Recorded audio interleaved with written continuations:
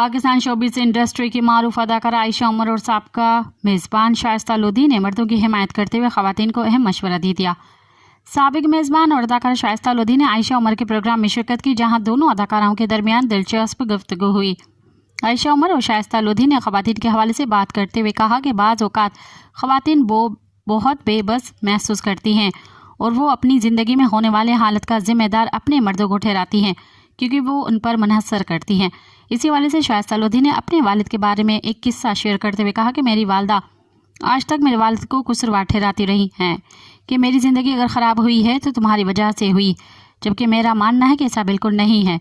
उन्हें सिखाया ही मर्दों पर इल्ज़ाम देना गया है। मज़ीद ख़बरनि ऐं तफ़सीलात लाइ विज़िट कयो असांजी वेबसाइट www.awamiNewsHD.com ऐं ॾिसंदा रहो अवामी न्यूज़ HD।